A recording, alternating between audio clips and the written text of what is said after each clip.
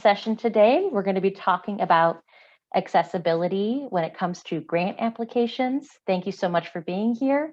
A few housekeeping things to get started. We do have captioning available. If you click on the CC button on the bottom of your page, you should be able to select show subtitle and see the captions on the bottom of your screen. You also have the option to view the captions in a separate window by clicking the stream text link that's located in the chat box. We also will have ASL interpretation today. If at any point you do require the view of the ASL interpreter and are not seeing that, please let us know in the chat so that we can make sure that we get that corrected.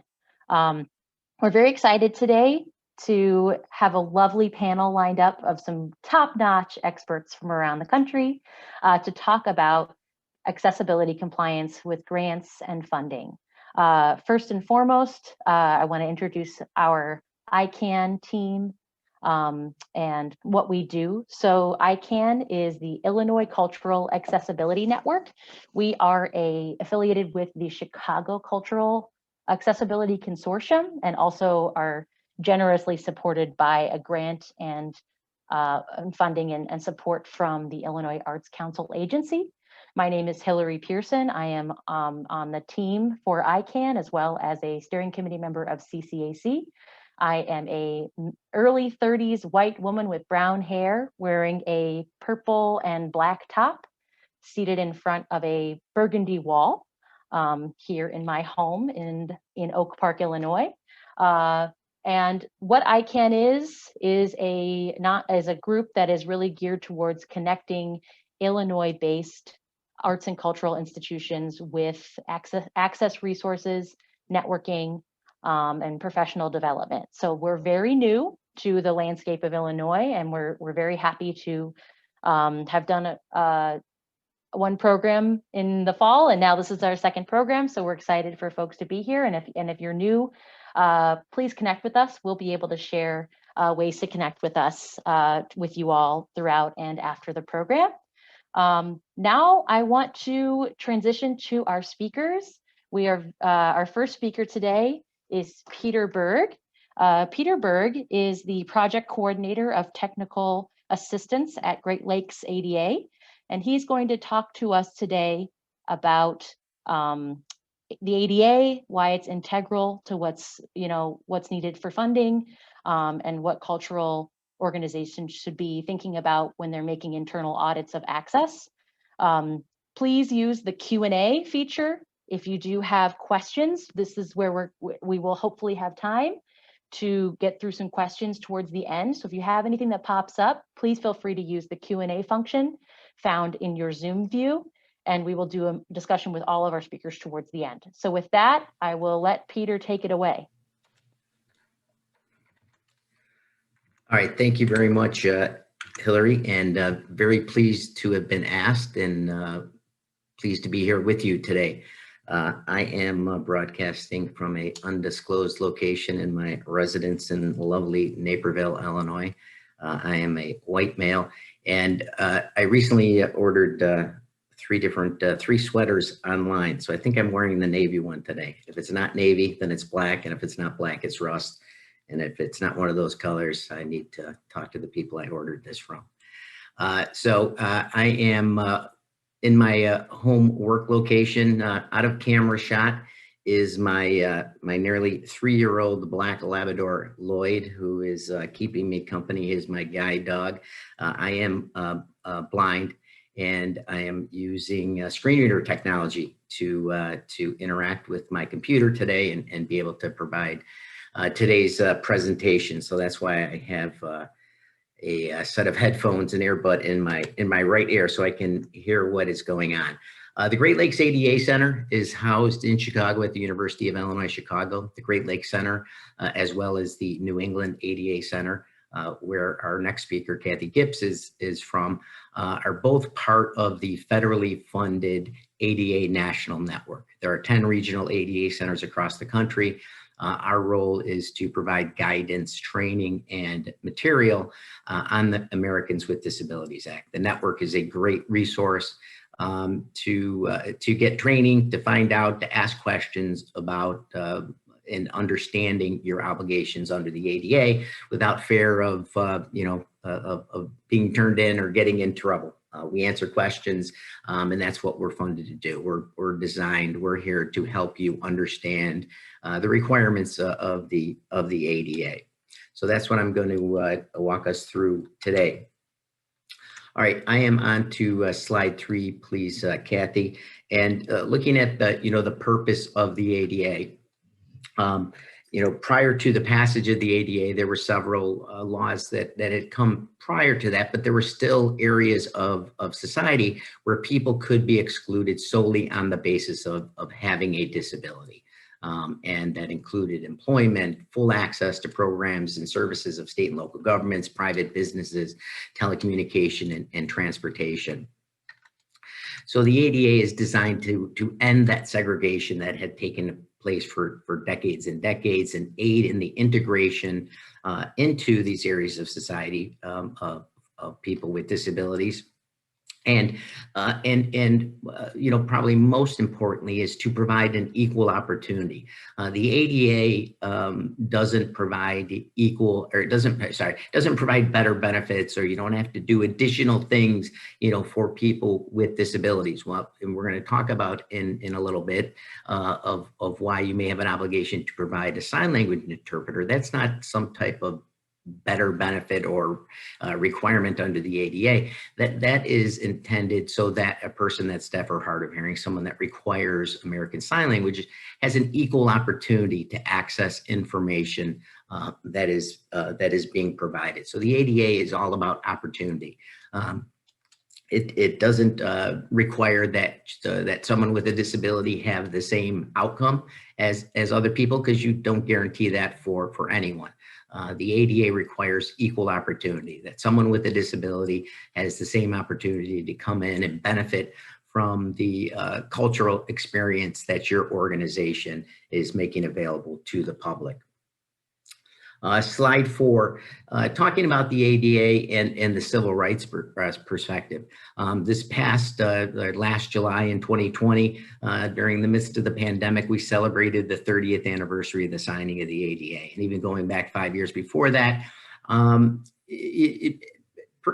most people know the acronym ADA. And it's not like when I first started at Great Lakes, or when Kathy, first started with the New England ADA Center, where we get calls and, is this the American Dairy Dietitian Diabetes Association? People know what, the acronym ADA is. And that's a good thing. People have become knowledgeable through media, through experiences of having a family member, a friend, be a person with a disability. But it also in some ways has lost the context of the ADA being a civil rights law. In some regards, ADA has become synonymous with everything disability and accessibility. And that's not the case. The ADA doesn't apply everywhere, and everything that may happen to someone with a disability isn't discrimination. Every bad thing that happens to someone with a disability isn't discrimination. A lot of contexts, that parking lot's not ADA. My cousin's on ADA at work. Building code officials will oftentimes talk about ADA when they're really talking about accessibility requirements under a building code. So it's important to remember and look back at the ADA in that context, that when Congress was considering passing the ADA in the 80s, and when it was finally done in 1990, it was an extension of the Civil Rights Act. So it was designed to end the years of people being segregated, separated solely on the basis of having a disability. We frequently hear businesses, employers, institutions talk about diversity, and disability is not always part of that discussion, but it should be.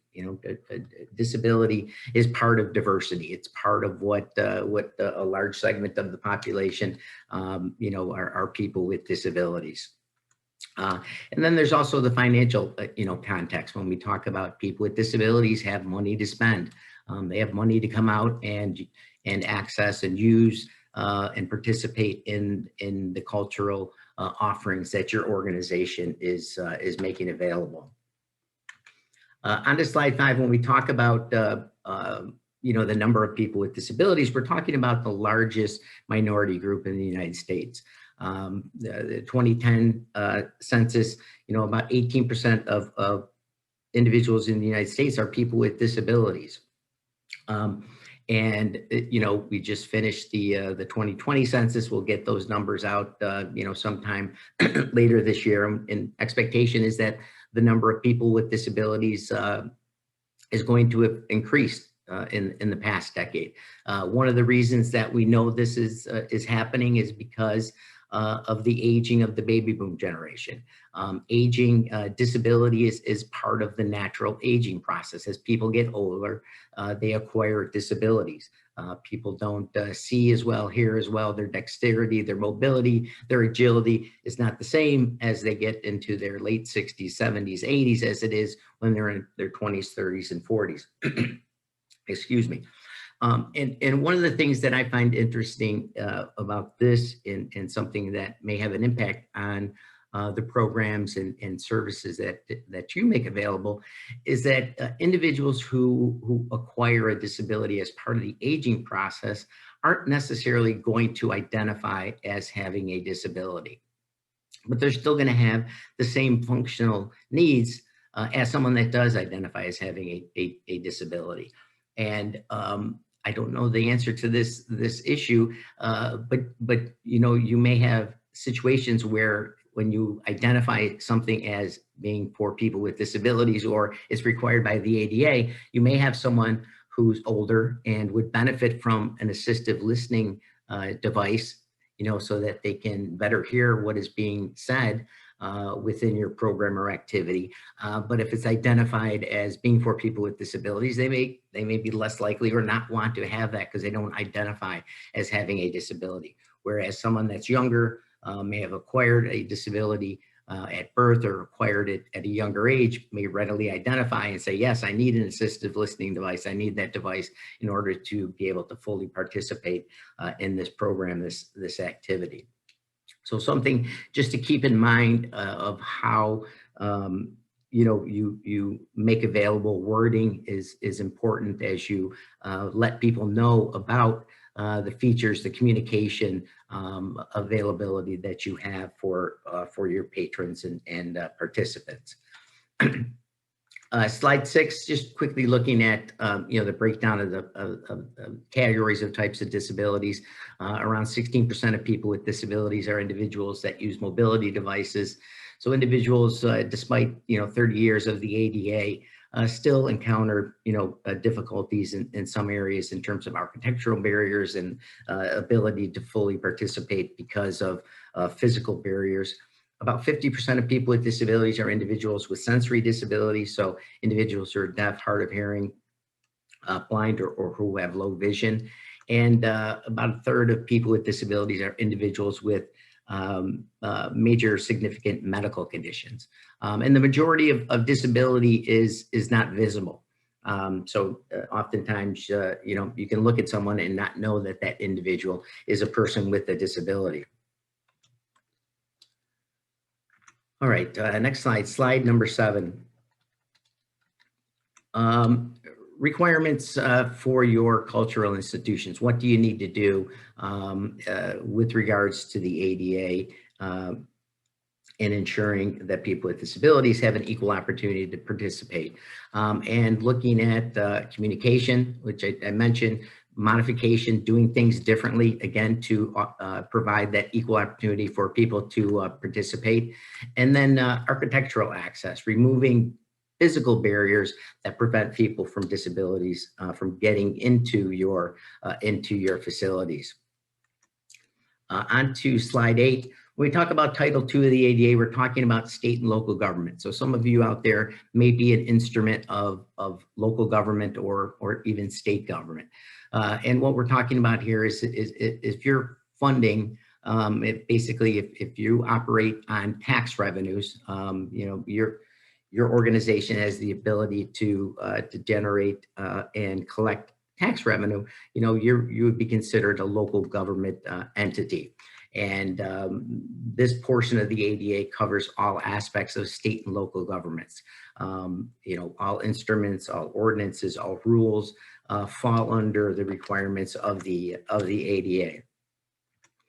Slide 9 is the overarching obligation under Title II of the ADA. And you may hear this, and we'll hear this going forward, is the idea, the concept of program access, meaning that all the programs, activities, services that you offer as a government entity must be accessible to and usable by persons with disabilities. That's the overarching requirement for everything that state and local governments do.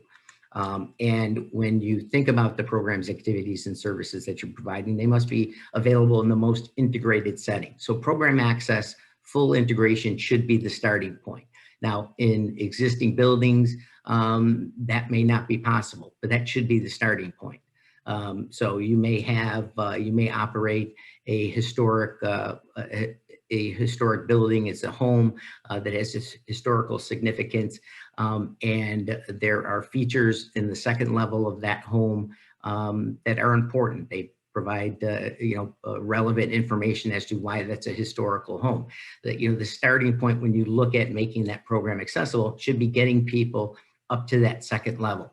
Now, it may not be possible structurally. It may not be feasible to get people up to that second level, but that should be your starting point. You may wind up having to provide videos and descriptions and text, audio descriptions of what is located on that second level. But from the outset, the objective should be full integration and getting people to that location.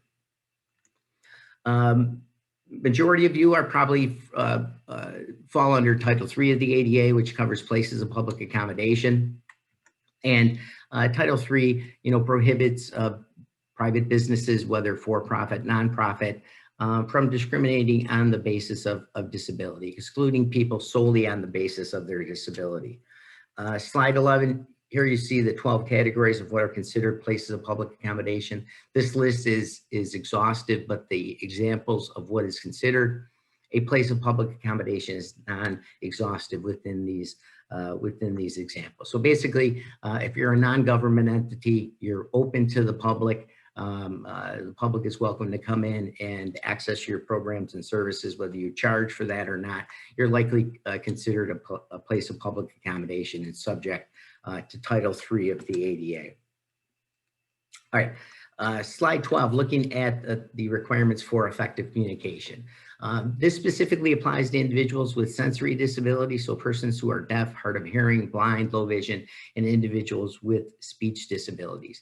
Providing an equal opportunity for persons to access the information that you're providing, whether that is information that's being provided orally, visually, that persons with sensory disabilities have an opportunity to access that information. And in some instances, that's going to require you to provide what the law refers to as auxiliary aids and services. So what are examples? Well, we have a couple of really good examples as part of today's webinar. We have sign language interpreters, and we have captioning that is being provided, and those are examples of ways to communicate with individuals who are deaf or hard of hearing. For individuals who are blind, low vision, we would be talking about things such as audio description for live events that are taking place, providing materials in alternative formats. In many instances, we've gone to providing information material electronically, but some cultural venues still provide print brochures or print materials regarding their events, and there may be an obligation to provide that information in Braille or in a format that is accessible to and usable by someone with a disability. The cost of providing auxiliary aids and services, is that of the cultural institution. You can't charge a person for a disability to cover the cost of auxiliary aids and services. You can certainly place a charge on the price of all tickets or the price of admission for everyone entering the venue, and you can use that as your, the budget to cover when you get requests for auxiliary aids and services. But the responsibility for the cost is that of the venue.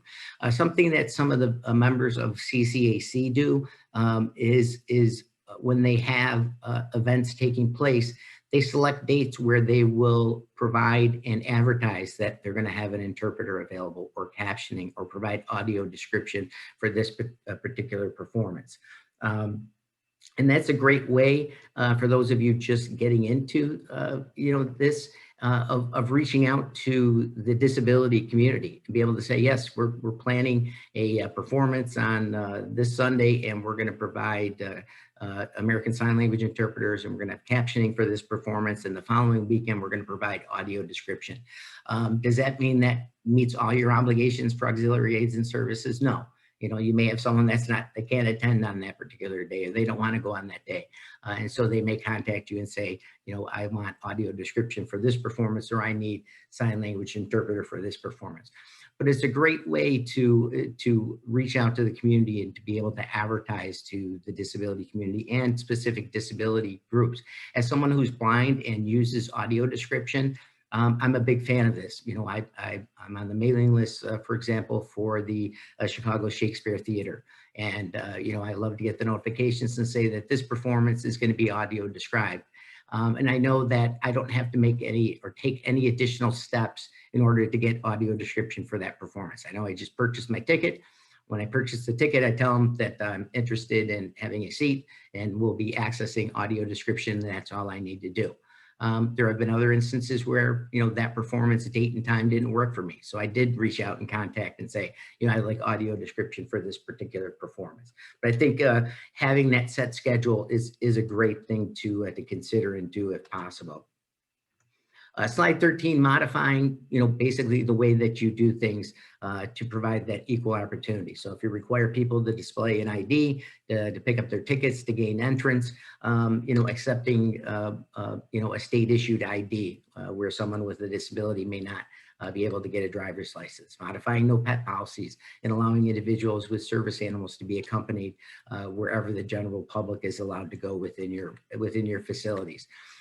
If you require people to be there at a certain time, or if they have to line up at a certain time in order to gain access into your facility, into your venue, you may get a request for someone that may have difficulty standing for long periods of time, and they may make a request that they be allowed to sit or check in and then go sit somewhere until it's their turn to enter into your venue. And just thinking about when we talk about modifications in policies, practice, and procedures, just as a general customer service, being as customer service friendly as possible, no should never be the initial response to any request, whether it's disability related or otherwise. In the end, it may be something that you're unable to do, but you may be able to do something different that still provides someone with an equal opportunity. So you never want to say no as the initial response when you get that request. Next slide. For Title II entities, government entities, new construction, anything newly constructed has to be done in compliance with the ADA standards, as well as your state, local building code requirements. Many building codes have accessibility requirements that mirror the requirements of the ADA. But where the difference is between the building code and the ADA is that idea of program access. So as a government entity, a state or local government, you may have to make architectural changes to your facility in order to provide access. So if you're an existing theater and you don't have any existing accessible seating locations, you're going to need to make some alterations to provide accessible seating locations for individuals that use mobility devices that need the features of that wheelchair location. And then anytime you alter anything, that alteration has to be done in compliance with the ADA accessibility standards. When the ADA became effective, it didn't require state and local governments to retrofit all existing facilities in order to meet program access. But when you're talking about a cultural institution, if you're talking about you have a single venue, in most instances, you're going to need to make some architectural changes, in order to be accessible. For Title III, places of public accommodation, same requirement, new construction, must be done in compliance. Any alterations must be done in compliance with the accessibility standards. And for places of public accommodation, so businesses, private, nonprofit, the overarching requirement is readily achievable barrier removal. And that's a different standard than program access. Readily achievable means where alterations, barriers can be removed with little difficulty or expense. Venues must take those steps to remove those barriers and provide access to goods and services that are being made available. All right, on to slide 16 and access coordinator. Why is it important? It's important, the point person, to ensure that your institution is fully implementing the Americans with Disabilities Act. It's a voice for inclusion on your team and being that advocate. And also training, and this is a key component, not just for the access person, but it needs to be for all staff. Because in many instances, it's your frontline people that are going to have the first contact with the public, the first contact with the person with a disability. It may be your teenagers that's doing a volunteer program with you over the summer that gets the request for materials in an alternative format, or gets a request for a qualified sign language interpreter. And this is important. This is where training is important, and educating people, and no is never the first answer. I don't know about that, but I'll check with that, and we'll have someone get back with you. And also, the coordinator making those relationships with local providers of captioning services, sign language interpreter services, where Braille materials can be found, development of accessible websites. Those things need to be, those resources need to be created and stored and shared with others within the organization. All right, slide 17 is my contact information, and I will turn it back over to Hillary at this time. Thank you so much, Peter. There's a lot of good information that you shared with us. And, just a reminder for folks, we will be sending out this information to everyone in a follow-up email. Really some of the takeaways I get from when Peter speaks is really, it's all about assessing, advocating, modifying, and communicating. It's all those active verbs that you need to be able to really apply the ADA to your organization. Now we're going to switch it over to Kathy. Kathy Gibbs. She is the Director of Training at the New England ADA Center, and she's going to talk a little more specifically about Section 504 of the Rehab Act as it relates to cultural institutions and our responsibilities there. So go for it, Kathy. Okay, well, hi everybody. I am a white female. I'm in Boston, Massachusetts. I'm not working in my office. I'm working from home. You can probably tell. And I'm going to talk about Section 504 of the Rehab Act and cultural organizations. And as Peter said, there are 10 regional ADA centers, and we all have the same toll-free number. So, and we all know each other. So if you end up with a question about New England, you're here, maybe you're in the Berkshires and you don't have access or something like that, Peter will refer you to us. So we are all connected. So Section 504 of the Rehabilitation Act is 1973, and it was amended, but it was passed in 1973. So it's not exactly hot news. It precedes the ADA, and in fact, the ADA was really built on the Rehab Act regulations. So you'll see a lot of similarities between what I'm saying and what Peter's saying. And this is a method that the federal government often uses for social change. They will say, if you're going to receive federal money, we want you to do X, Y, and Z.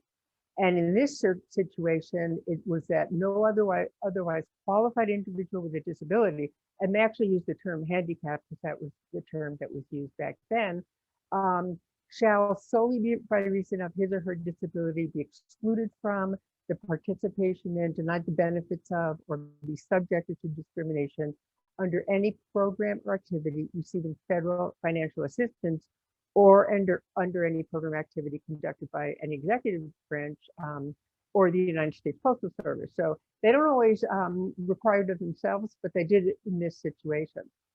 And as Peter said, it's all about providing an equal opportunity for people with disabilities to participate in and benefit from your services, programs, and activities. And this should be something that you're thinking of when you're establishing services, programs, and activities. So, for example, let's say you're going to do a video and you want to make sure that it's accessible for people who are deaf and hard of hearing and blind. And you want to think about that from the very beginning because you need to budget for it.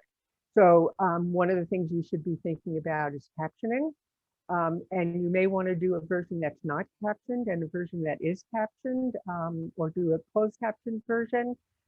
Audio description is something for people who are blind, as Peter said. And so, and one of the things you want to think about with captioning is that it's going to take up space at the bottom of the video. So you really need to plan in terms of what's going to be at the bottom of the video. You want to make sure the caption's not covering anything that's really important. So you really want to consider from the beginning of establishing and creating any programs or services or activities that you are really including the needs of and requests of people with disabilities. And one of the things that we really recommend is that you have an advisory committee, you have a group that you can go to that consists of people with all different kinds of disabilities.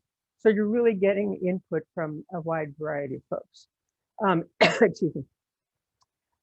So after the regulations, after the law was passed in 1973, it took 6 years for the regulations to get issued. And every federal agency adopted their own 504 regulations. And it was really interesting. It was the longest sleep-in. It wasn't just a sit-in, it was a sleep-in. And it consisted all of people with disabilities, people who needed personal care attendants, people who used wheelchairs, people who were blind, and they actually slept in at federal buildings to try to get the regulations issued. And they were successful, but it took a long time. And the regulations that are probably going to apply most to cultural organizations are the National Endowment for the Arts regulations. And if you want to get into the weeds, and I recommend that you do get into the weeds if you are receiving federal funds, you want to read the regulations. And you can just Google ADA, you can just Google Section 504 regulations, National Endowment for the Arts, or you can pull it off the PowerPoint when it gets distributed. General non-discrimination, most integrated setting appropriate, auxiliary aids for people with impaired sensory, manual, or speaking skills. And then it really talks about different programs. And one of the things I think 504 was concerned about, or people were concerned about, was really the isolation of people with disabilities, people being put into institutions rather than getting care in their community or getting supports to live in their community. There also was a lot of concern about special education, that students with disabilities were being educated in a very segregated setting, often in the basement of the school. So there is this focus on most integrated setting appropriate, but there also is part of the regulations that allows what are called different programs, if they're necessary to provide people with disabilities a benefit or service. So let's say you're a museum and you want to set up a white glove touching tour, mainly for people who are blind, or you want to have the interpreters for a certain program for people who are deaf. And that's fine to do. You can have different programs that are focused on a particular group of people with disabilities. I know some theaters are doing performances for people who are on the autism spectrum or who have attention deficit hyperactivity disorder. And so it's really created for that group of people. That's fine, but people with disabilities have a right to participate in the regular performance or the regular event, and people without disabilities are welcome to join in the events that you are creating just for people with disabilities. So we have this concept of program accessibility. And it is different. So if you're a Title III entity, if you're a nonprofit organization or a private business, you have the obligation that Peter was talking about under the ADA for readily achievable barrier removal. But that's kind of a low bar in terms of how much money you have to spend in order to make your buildings accessible. But if you're receiving federal funds, you've got to make sure your programs and activities, when viewed in their entirety, are accessible to people with disabilities. So not every facility or part of every facility must be accessible, but you need to make sure that people can participate. So for something like a school, it might be a little easier. Let's say you have classrooms on the first floor and the auditorium and the cafeteria and a science lab and the gym are all on the first floor. And then on the second floor, you've got classrooms. You don't necessarily need an elevator because you can switch around the classrooms if you've got a student who can't climb stairs, or if you have a parent who wants to be able to go to their child's classroom who can't climb stairs. But so it's not necessarily that you have to make the entire building accessible, or that you even have to make every building accessible, but you do need to make sure that your programs are accessible to people with disabilities. And as Peter said, this often is going to mean that you have to make alterations. If you don't have wheelchair spaces in the auditorium or in the theater, there's really no other way to provide it than to create some wheelchair and companion spaces. And 504 requires that if you need to make changes to provide program accessibility, then you need to develop a transition plan. And the transition plan is a list of the barriers, like no accessible entrance, the solutions, provide a ramp at the front entrance, the date each item will be completed, and the person who's responsible for making sure that is completed. And one of the things the 504 regulations emphasize is really consulting with people with disabilities at all stages of developing the transition plan. It might be that people have very different priorities than what you think is important. It might be very different for folks with a disability or group of people with disabilities. Then the other thing you're required to do under Section 504 is conduct a self-evaluation. And that's an evaluation of all of your policies and your practices to make sure that you're not discriminating against people with disabilities, that people with disabilities are included. And then the second step is actually to modify any of those policies or practices and to take any of the steps that are necessary. And again, the self-evaluation is supposed to be really important to consult with people with disabilities at all stages. So you want to do it in the beginning to find out what some of the problems are, and then do it in the middle to develop your plan, and then maybe do it along the way to make sure that you've carried out your plan and that people are really able to participate. 504 also requires what's called notice. And I think this was a recognition that under 504 regulations, all of these things were going to be done to make cultural organizations more accessible for people with disabilities. But how are they going to find out about it? And so there's a section of the regulations that requires that we notify participants, beneficiaries, applicants, and employees that the organization does not discriminate. And the regulations, this is directly from the regulations. So the regulations talk about posting notices, publications in print or audio. Maybe it would be a public service announcement on radio to make sure that people who are blind can access that. Visual media, placement of notices in a recipient's publication. So I sort of wanted to include what the 504 regulations say back from 1979. But of course, you're going to want to think about having something on your website, making sure that you're notifying people that you're in compliance with the ADA and 504 and how to make requests. That's really important. When you have that accessibility coordinator, people have to know how to get who that person is and how to get in touch with that person, how to make the request.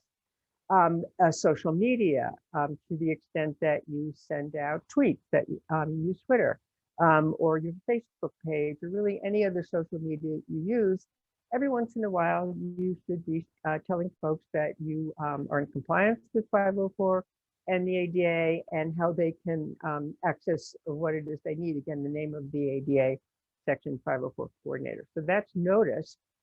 And then the other thing the regulations require is a grievance procedure. So all of the federal agencies did not really want to be receiving grievances. They really wanted agencies and businesses and state and local governments to handle grievances and complaints themselves. So this is the requirement that there's an internal grievance procedure. And there's nothing specific about the grievance procedure in terms of what it should consist of. But we recommend, and I've seen other, some of the federal agencies recommend, that you set timeframes, that the response will be within 15 days of the receipt of the complaint, that there be an appeal process. So maybe the ADA Section 504 coordinator is making the initial decision, but then maybe the individual wants to be able to appeal that to the director or even to the board. And again, that responsible official, this is wording directly from the regulations. So designate a responsible official to coordinate efforts in connection with this section. So again, that's the importance of having the ADA Section 504 coordinator. Now, some of the resources that we've created, that the New England ADA Center has created, one is called the ADA Title II Action Guide for State and Local Governments, but it can be used really by any organization to implement the ADA.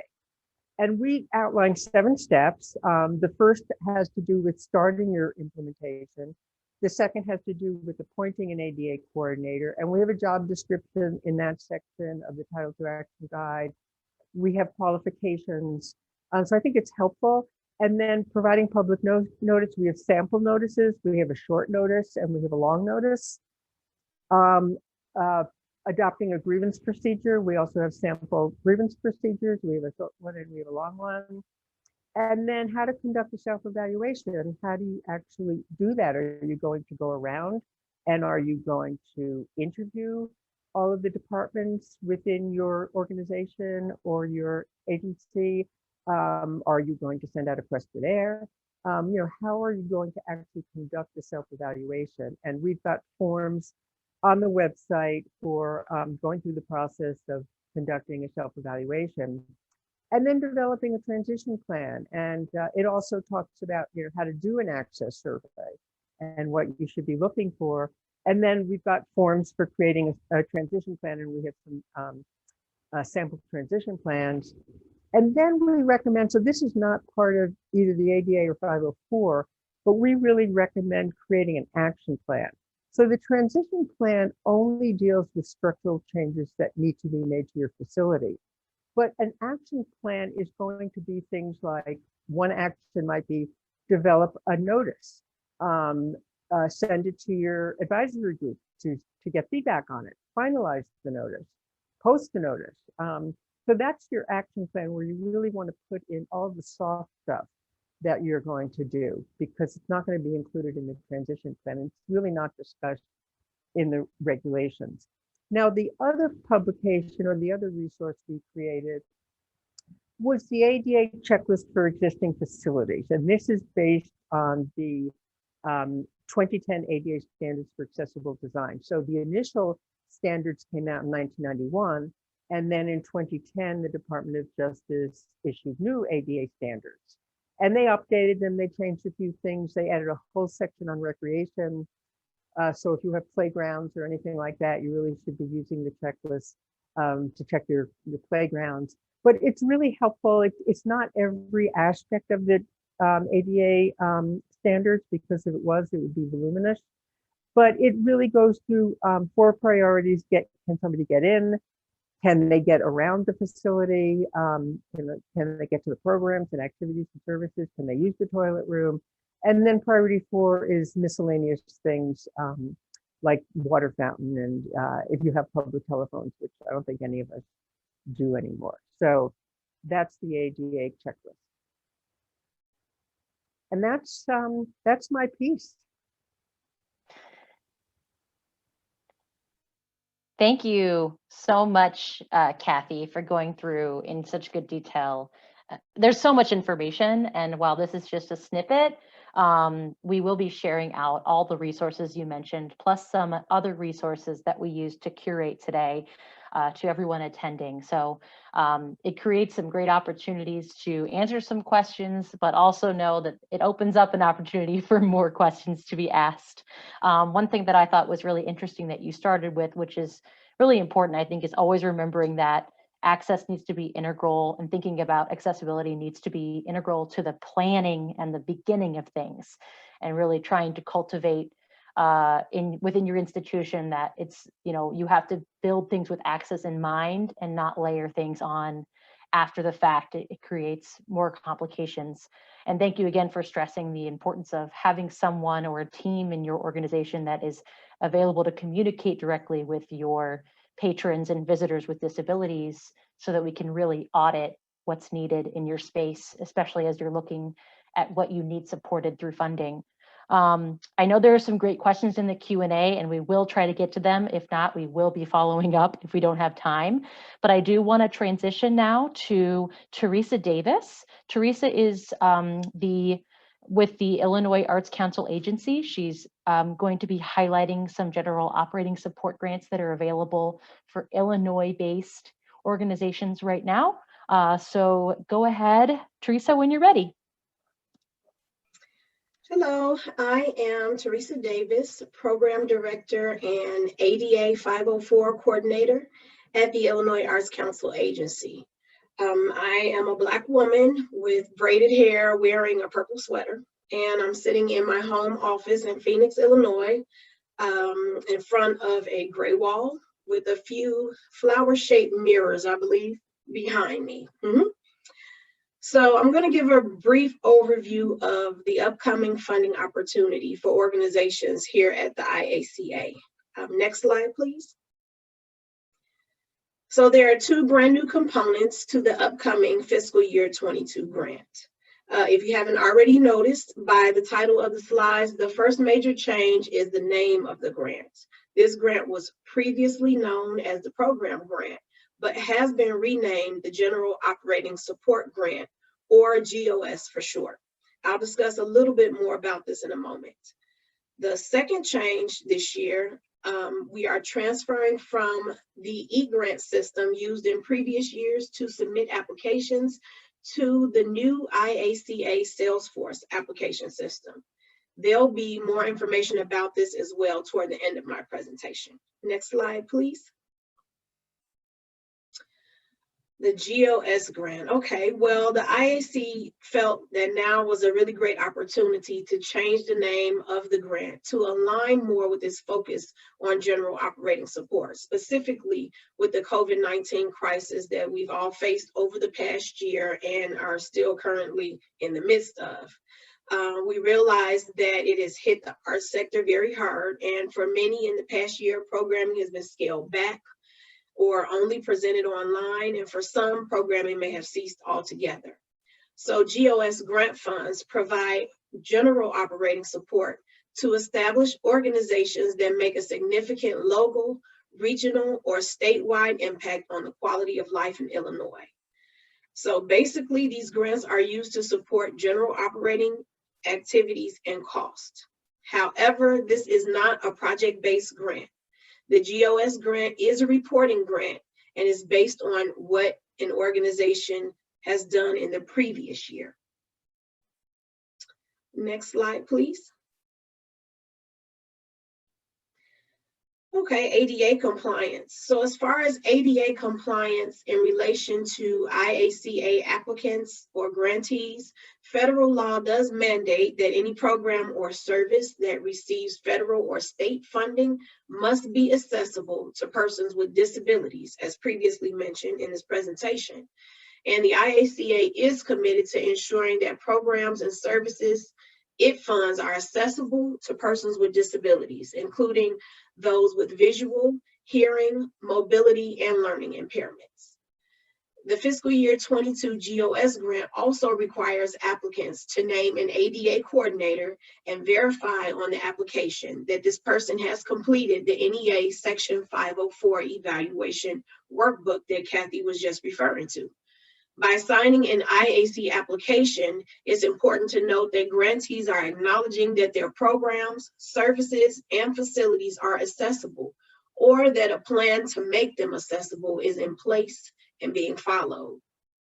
Now, for the purpose of this application, an organization should look at this requirement much like it does the pursuit of excellence. Rarely is an organization ever 100% ADA compliant. ADA compliance should be an ongoing goal or pursuit, with awareness and education being the first steps. Next slide, please, Kathy. So how much funding can an organization expect to receive? We anticipate grant awards will range from $500 to $25,000, and that will be based on a few things. One being the agency's fiscal year 22 budget allocation, which is determined by state legislator and the governor. Another is the applicant's last completed fiscal year's budget. And lastly is the score given to the application during the review process.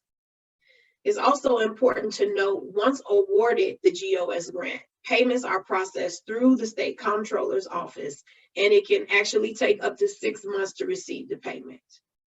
Next slide, please. So just a reminder of some important dates.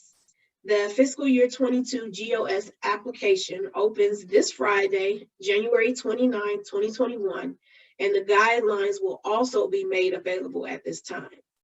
The deadline for submission is 11:59 p.m. on March 31st, 2021.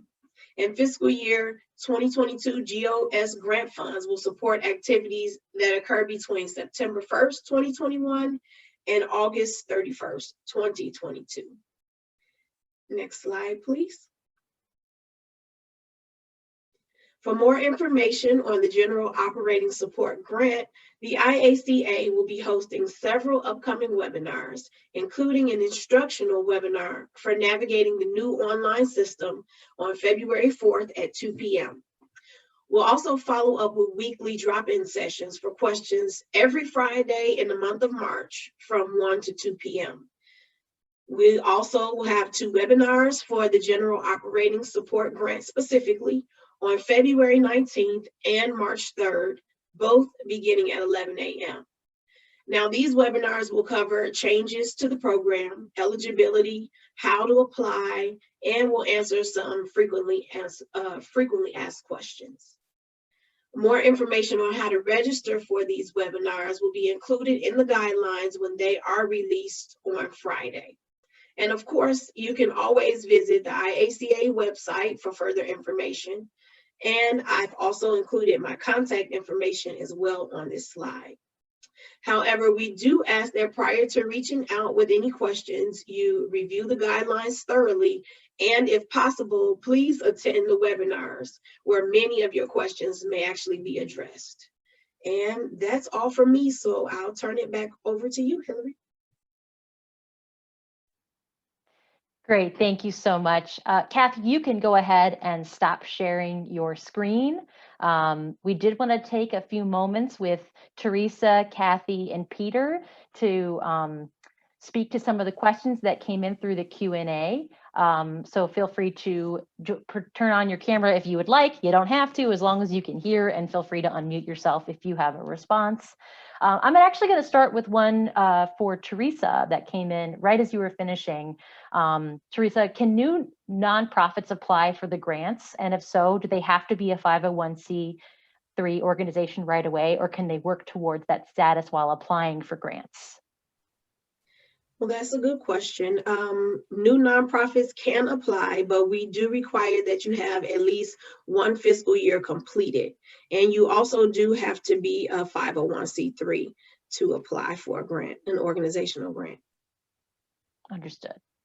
And then something that came through right at the beginning was a question about for grant writers, since we are thinking about using these tools to really inform, applying for grants locally and federally. What do you think, and this is open to anyone who has an answer, what do you think grant writers really need to know about accessibility as they are writing grants for their clients?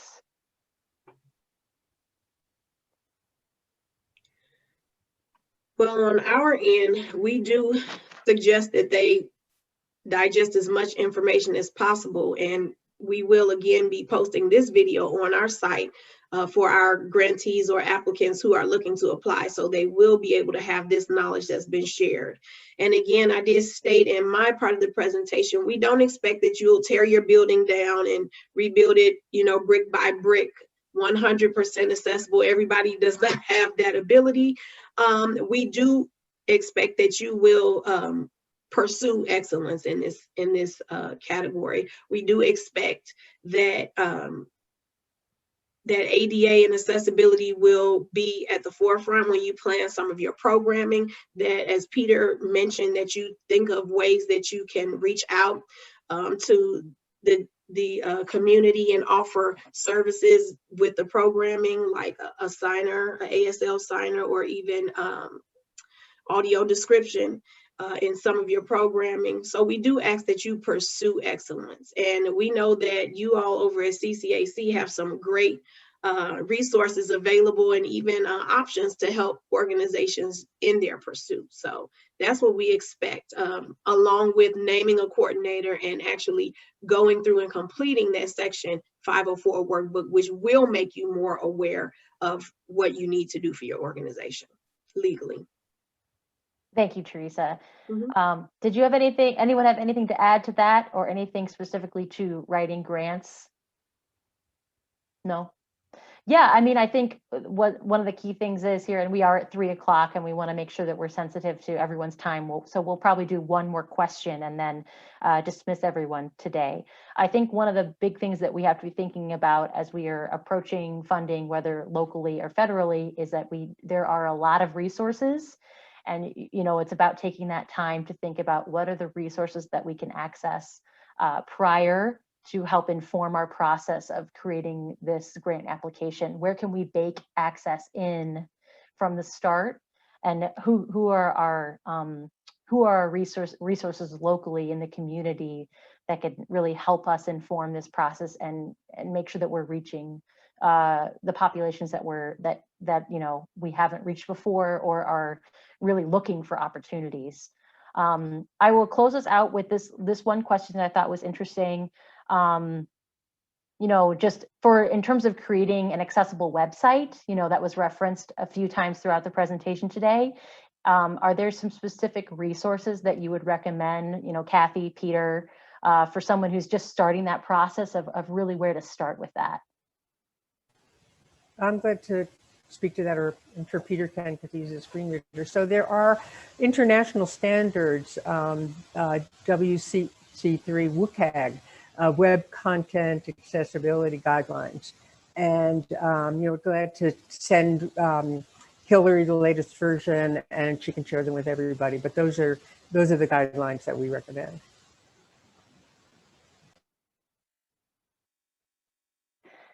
Thank you so much. We want to be sensitive to the time. It is 3:02, and we will be sharing all these resources out. So a big thank you to our panelists today, to Peter, to Kathy, and Teresa for sharing your knowledge and making yourself available. Contact information will be shared. And good luck, everyone, as you're looking at this next landscape of funding, as we're going into a lot of continued virtual programming and thinking about how to make those as accessible as possible. Please look to your community and allies for resources, and the Chicago Cultural Accessibility Consortium as well does have a lot of resources. So we will post things, and we hope you have a good day, and thank you for joining us.